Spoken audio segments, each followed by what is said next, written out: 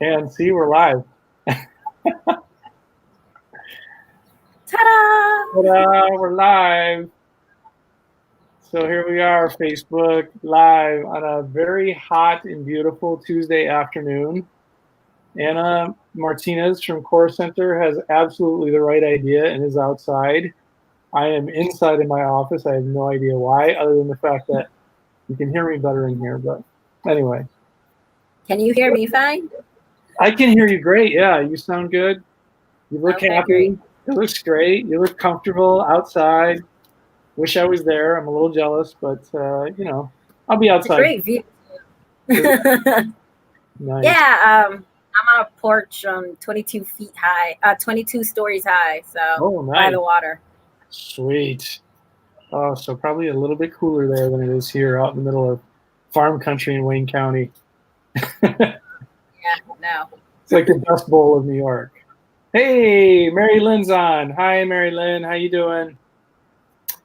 So welcome to our Tuesday afternoon edition of Recovery Talk. We do Recovery Talk every day at different times, 9:30 in the morning and 3 o'clock in the afternoon.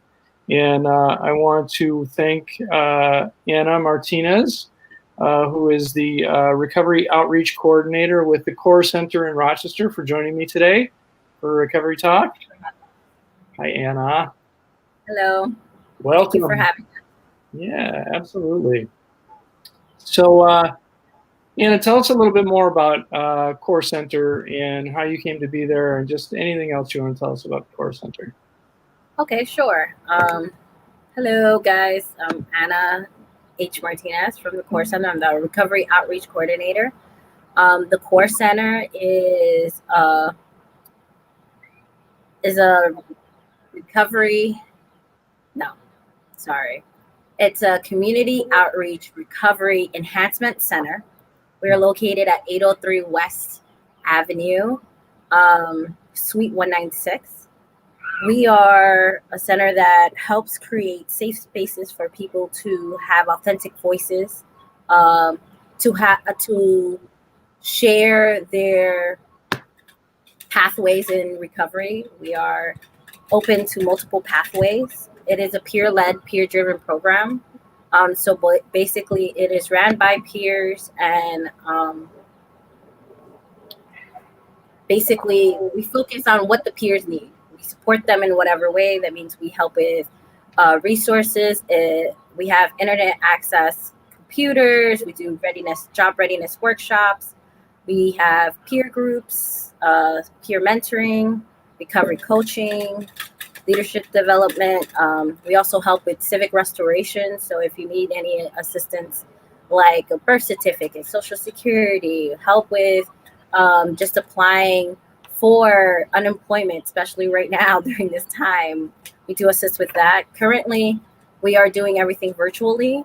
We do have a Facebook that you can follow us on. Core Center 1 is our Facebook page.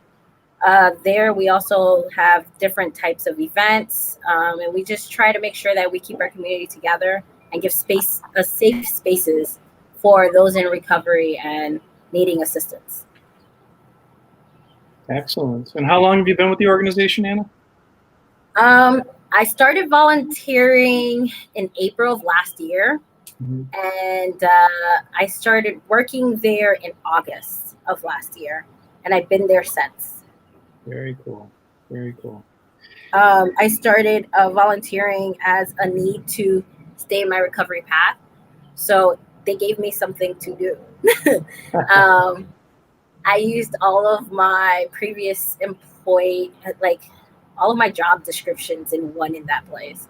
I started using the computer, started helping other people with their computer stuff. Then I started like arts and craft groups. They just gave me a space to blossom and grow. They assisted me with like providing resources that I didn't have before. Hi, Mo. Hey, Mo. They gave me the venue to just be myself and stay busy, because my recovery path, I needed support and I needed to stay busy. and they gave me that. So I was like, I'm sold. Sign me up. And that's how actually I met Recovery Fitness, and I tried out a couple of their boxing classes. You know, I really enjoyed the instructor over there. I really enjoyed the community that came to support each other through just different methods and outlets. That's awesome. Mm-hmm. Well, we're glad to have you on today, and I can tell you that, you know, our partnership with the Core Center has only gotten stronger with your involvement.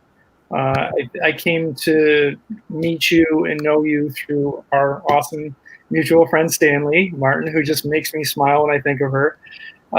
She's just one of those people that lights up the room, you know, with her smile and her personality, and you just know she's going to do great things in the world. She does all the time and continues to do so. And you know, she's one of the reasons, and now you're an additional reason why I'm always looking for additional ways to partner with our friends over at Core Center. You know, we have a long history together. I came to know Stanley when we both were on a steering committee for the Greater Monroe RCO, and Stanley and I just hit it off as far as we just really got along and had a genuine interest in getting to know more about each other, and worked really well together. So over the last 3 years or so, you know, our two organizations have gone to Albany together for Stand Up for Recovery Day, which is always a great experience and always a lot of fun. We did our community garden last year, so that's where I met. That was very successful. Yeah, very amazing. So Food Link was part of that collaborative effort as well. But we had this, you know, we had this community garden that, to be quite honest, last year we were ready to. We didn't have the staff or the resources to do the planting and the maintenance and everything else, and just meeting with Stanley and meeting with you guys, just you know, talking about this great partnership. We could bring the community garden back to life, and we did that last year, and I think it was great. It was just amazing. And Food Link also held some different healthy eating classes for both of our members, and it was a great experience. Core Center also hosts our peer learning collaborative every month. Back when we were doing it in person, now that we're doing it, it's a little tougher. Yeah, but a great space over there. They've got a large meeting area that they've, you know, they constantly offer up to large meetings and things. Anything. So anyone in the community, they can use it free of charge. That's amazing. That's such a great, and it's a nice big space. I know that there was also the fair, the job fair for peers, the peer job fair last year was there, and there was just a ton of people there. It was so popular. It went over really well. So just a great space and a great group of people that are very accommodating. You know, you got to make copies. You got to do anything over there. And you guys have a pool table too, don't you? Yes, we do. We do have a billiards table in our lunch area in the break room. We also have another group meeting room. So if multiple people want to use it, we also offer that as well, next to our computer lab area. That's awesome. So we typically will share each other's calendars, our monthly calendars. We both publish for both organizations. We share those across platforms. You know, we've had some volunteers that were looking for additional volunteer hours that we weren't able to give them. We'd send them over to Core Center for additional supervision hours and things like that we weren't able to provide. So just a lot of really great community collaboration between the two organizations. We had somebody donate some time at stables with horse riding, and we brought our friends from the Core Center along with us with some of our volunteers as well. So our members loved it.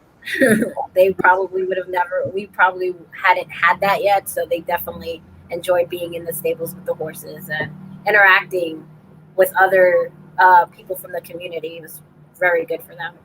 Yeah, and that's great. And that's what, honestly, we're always just looking for additional opportunities to share those experiences with other folks who might not get a chance to otherwise, right? Like, how many times do you get a chance to go ride a horse or go fishing or, you know, do things like that, you know, get you out of the, you know, the city bounds to go experience, you know, some different things. So And then the Vision Luncheon, you guys do a great lunch every year. The Vision of Hope or Hope Vision? Vision of Hope. Vision of Hope. I thought I had that right. Yes. Yes. They actually Vision invited of Hope Month.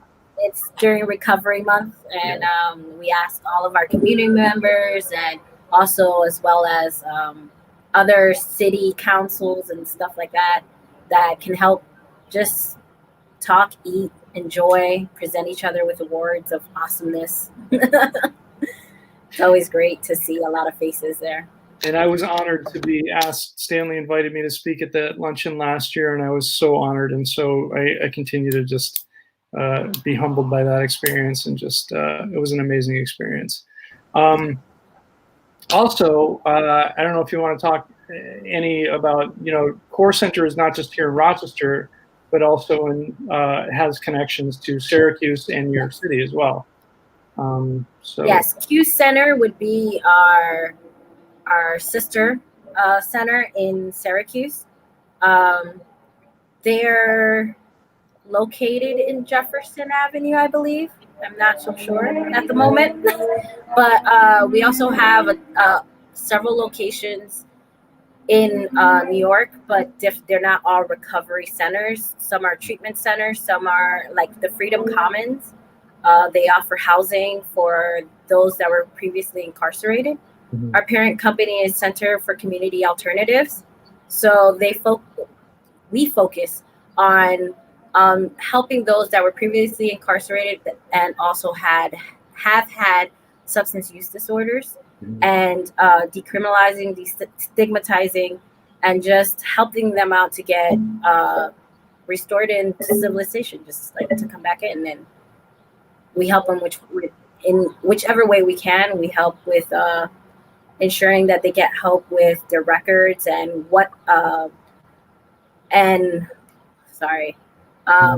training them to understand different things that they can be asked and what they can't be asked, and mm-hmm. just interviewing them and giving all the resources they can possibly need. That's amazing. That's a great reentry program. I don't think, the general public isn't really aware of what that looks like when you come out of being incarcerated, right? It's not like you've got this, team of people eager to help you out when you get out.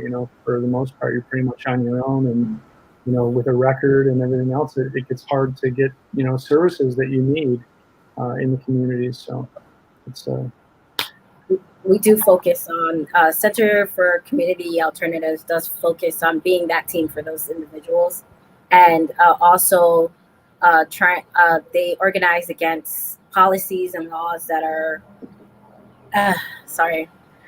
created just to keep people like them down. Yeah. That's amazing.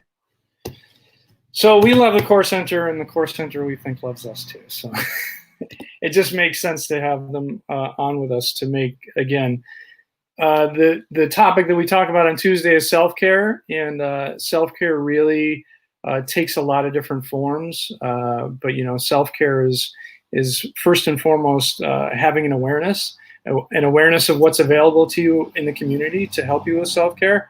So Anna, tell me some of the things you do for self-care. For self-care, I like to look into my community to find different outlets. That's one of the reasons why I like recovery fitness. It was a form of an outlet for me. Boxing is something I enjoy. Things of intensity I enjoy. So I was like, all right, well, I can do this and I can relieve some stress. So let's do it. And I love that you guys were family oriented, because you allowed my daughter to join and she liked it. So one of the things is looking for different types of physical places or activities that I can do, because I like to go outside. That is one of my best forms of self-care. I will stay outside when I'm stressed out. I'm going to go for a walk in the park. I'm going to go run in the park. I'm going to yell if I need to outside in the park. Right. Like St. Paul in the zoo area, there's that bridge that connects. I like screaming there. Oh, yeah?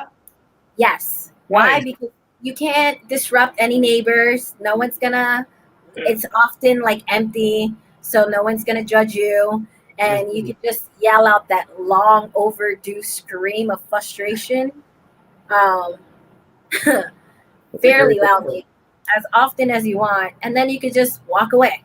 You leave it, you walk away. So that's one of my forms of self-care. That's nice. Yeah, I think that, I too love boxing.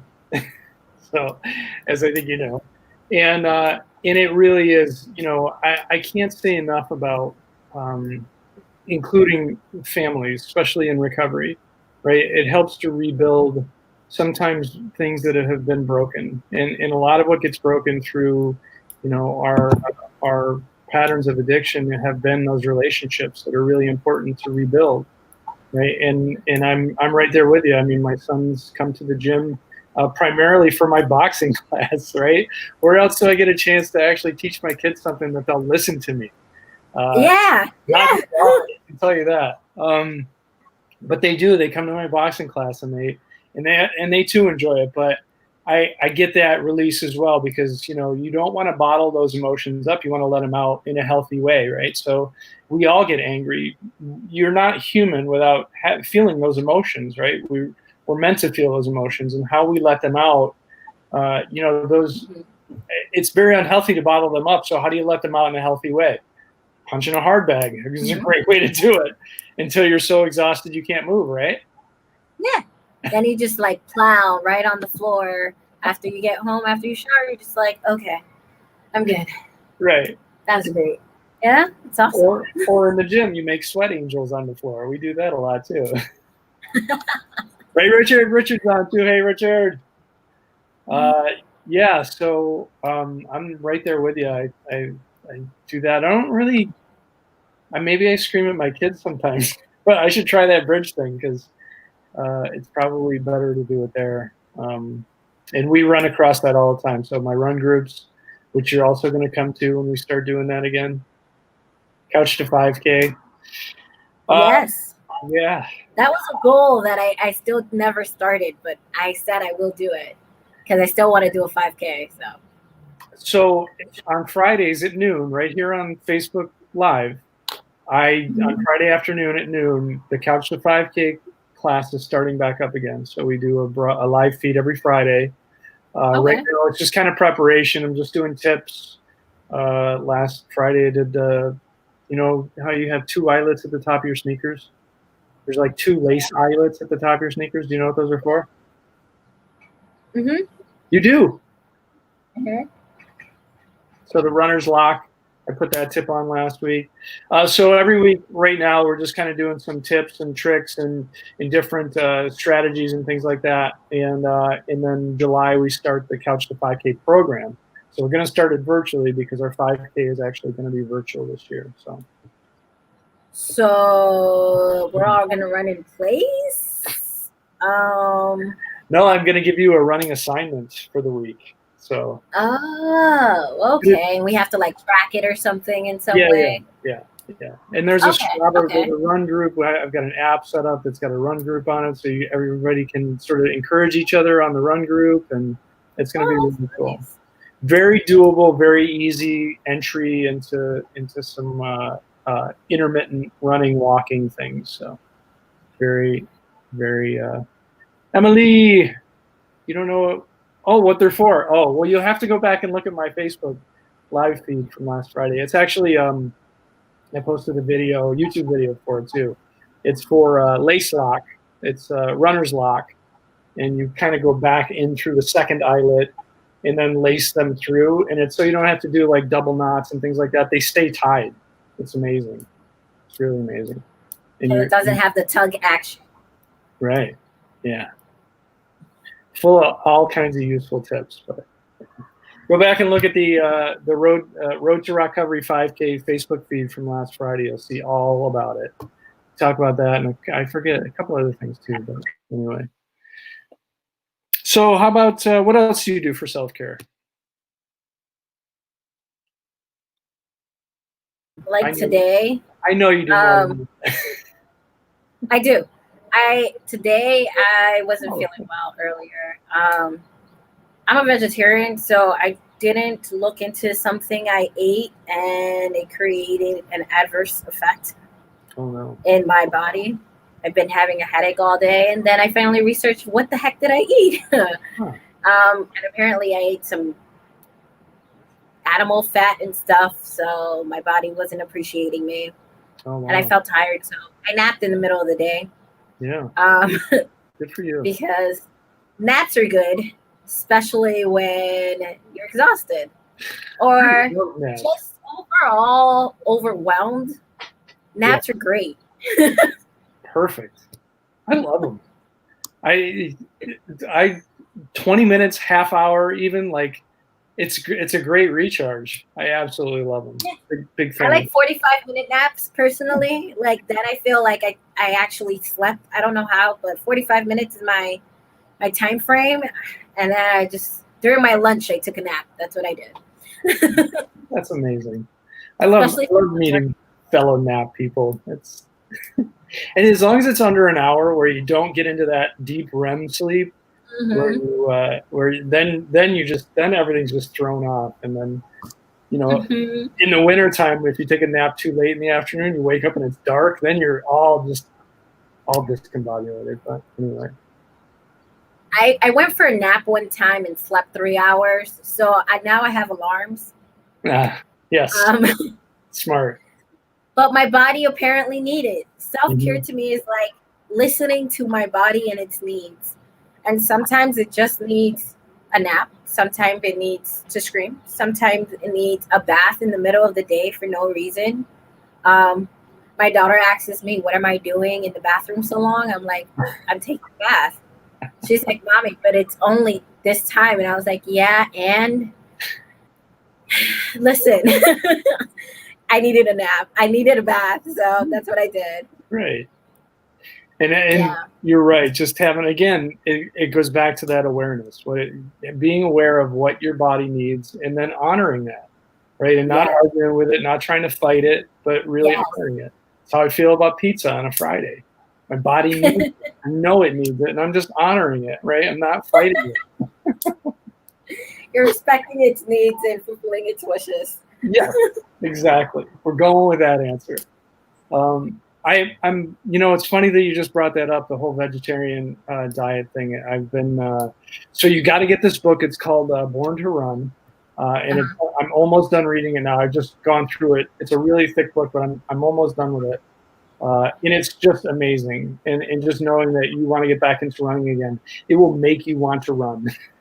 It's just absolutely amazing. And it's got so many great little tips in it, and little it's all about the Tara Kumara, and I think I'm saying that wrong, but I pronounced Emily's first name right, so I'm probably doing okay with that.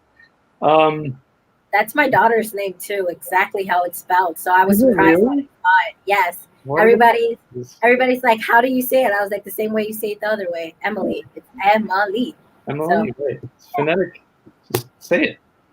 The Tara Kumara Indian tribe in Mexico are reclusive, just live out in the middle of the desert as far as they can get away from society, and run in like handmade sandals made out of old used tires or something. I know who you're talking about now. Now I know. Run hundreds of miles and live on nothing but like corn and some other, just in the mountains. Amazing, just amazing. And all these ultra marathoners go down into the desert to race them to see if they can beat them. And I'm in the last little bit of the book, and one of the ultra runners was all about, I don't eat anything that comes from an animal, no eggs, no anything. And I've always heard that you need protein to rebuild, and just you can get plant protein, you can get. I'm like, you could get plant protein. Yeah. And I always feel so much better. Like my joints feel better when I'm not eating, especially just red meat. If I switch to chicken and fish only, even that little change makes such a huge difference in my running. My joints don't hurt. And I've been thinking I need to get back to that. And now. Well, originally, I don't think people realized that farm animals weren't farm animals everywhere.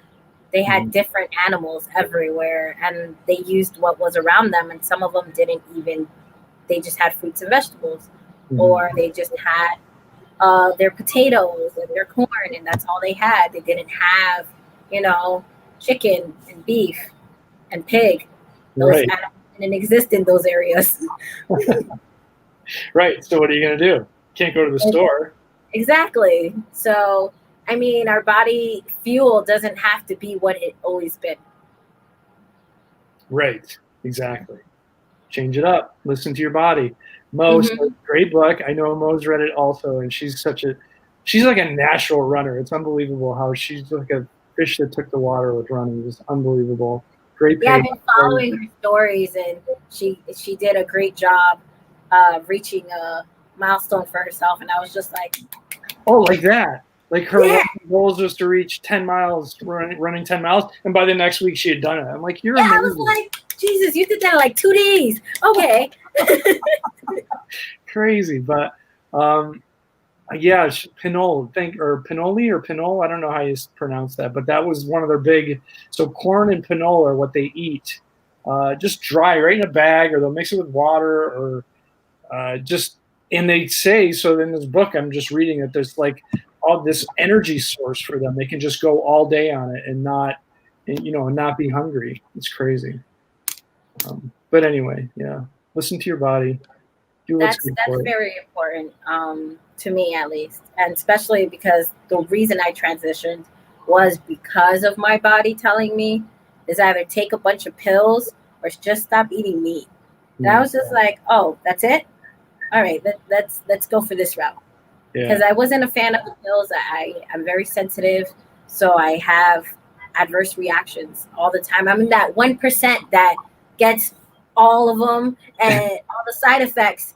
And doctors thought I was like making them up. And I was like, I don't even read the side effects for this reason. Like, I don't want y'all accusing me of trying to be a hypochondriac. Like, dude, no. All right. This is happening. This is real. Yeah. So I started the transition at least 2 years ago now, almost. And my body feels way better. My mood swings are less. I'm sorry for the noise. But overall, like, I feel healthier. My mind is clearer. I feel lighter. And my body just digests everything. Yeah. Like, I'm not accumulating just things in my organs, and I'm not, just feeling sluggish. And even when I'm tired, I still have energy. Before, if I was tired, I was staying in bed. That's funny that you say that too, because they talked a lot about that in the book too. You never, when you're out. So they were doing scientific research in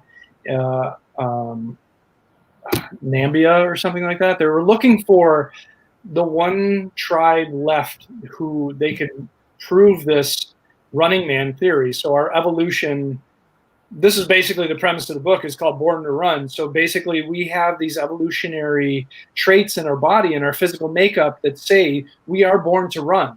So people will go, I know I don't have a runner. I'm not built to run. Yes, you actually are. Like, our Achilles tendon is proof that we're born to run. That's our stabilizing. There's things that are in our physical makeup that are only there in order for us to run.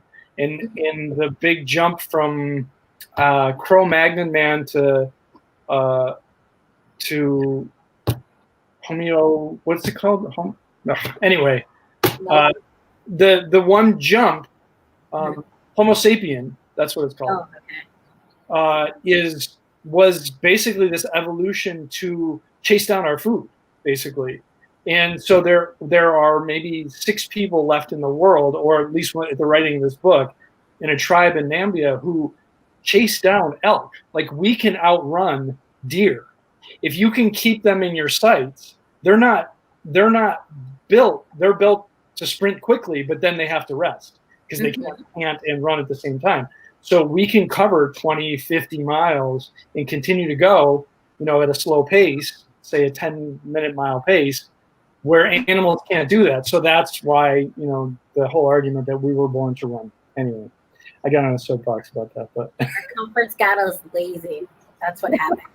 That is exactly what happened. In fact, scientifically, they've proven that like our genetic makeup is to rest and conserve energy when we can, in order to have that energy to chase down our food later. But we don't need to chase down our food anymore. We can just go to McDonald's or the grocery store, right? So we don't have to chase down our food anymore. So we're constantly in this, I'm just going to rest and conserve energy mode, right? Which is we're not genetically made to do that. So, and we don't move as often as we used to. What's that? We don't move as often as we used to. A lot of us would do way more than have this just sluggish. Like, I go from a laptop right now, unfortunately, to somewhere else in my house to sit to find Wi-Fi, to sit in front of the TV. And I'm just like, all right, Emily, we got to go out, because I don't want her to get used to that, because I want her to be as active. When I was a kid, I was outside. My parents didn't have all the fancy technology. We played in the trees and ran in the yard and had our neighbors. We softball, football, we played everything. Yeah. And I was outside all the time. And now as an adult, I'm just like, geez, can I work outside? Is there somewhere out here that I can have grass and Wi-Fi? Because I'm working from home and I'm just like, I don't want to stay in this chair all day. Right. Yeah. I'm with you. I hear you. Yeah. Well, so you'll be happy to know, as we start to wrap up this talk on self-care, we're talking about, we're in the final planning stages and talking about, what does our programming look like for the future coming up here? And obviously, the first thing that's going to make a comeback is going to be outdoor programming, and I can't wait. We don't have a firm date for it yet, but we do know that that's going to be the very first thing that we're going to be re-engaging in. So we'll be doing hikes, and maybe my run class can come back, as long as we're doing it outside, and I mean, if you can technically protest, if you keep your distance, you can have a marathon if you keep your distance. Exactly. I'm just saying, and maybe if everyone is safe and keeps their distance, we can all run it out outside. And my part of my self-care lately has been to make sure that I'm going to get tested for COVID at least once a week. So I go get tested, so I know I'm safe at least once a week. So at least your instructor is going to be safe. But maybe they'll get to a point where these tests are just something you can carry around with you. But we'll find a way. We'll find a way to re-engage outdoor, and I expect to see you start to come to my run classes. I'll do that for sure. I am not hoping for COVID packages to be. No, I don't even emphasize COVID testings, and I'm not really a fan of all of that personally. I understand that everybody is worried because it's like the plague or the Spanish flu and measles and all of this stuff. But there's not enough testing in the world to prove that whatever they're going to try to give us to fix it is going to fix it. Right. So I'm okay. I'll be protective, be proactive, and stay safe with distance. There you go. I'm like, just walk in a bubble if I need to. There you go. Right. Practice mitigation strategies and stay safe out there. Yes. What did Mo just make? Also, I just made vegan cheese for the first time out of potatoes and carrots. Get out of here. Like, please bring me some. That sounds so good. So as I say that, I'm actually, I think, making burgers and hot dogs on the grill for dinner tonight. I thought you were going to say pizza. Oh, no. Friday, though. Friday's pizza night for sure. So, Anna, again, I want to thank you so much, and hopefully you've enjoyed this experience and will join us again. Awesome. I will. That's great. We talk about different things throughout the week, so maybe a different day with a different subject matter, we can join up again, or any one of my co-recovery family, would love to broadcast with you as well. So sure, no problem. I'm always open to the ideas. Yes. Collaboration. That's what it's all about. Yes. Well, thank you for your time, guys, and I hope that you stay safe and practice as much self-care as possible. Take a nap. Take a nap and eat pizza as often as possible. That might be what you need, okay? That's how we beat this virus. Pizza and naps. Anna, thank you again. That is self-care. That is self-care. If that's what my body needs, I'm not going to fight it. Thanks again, Anna. Really appreciate you joining us. All right. No problem. Have a great day.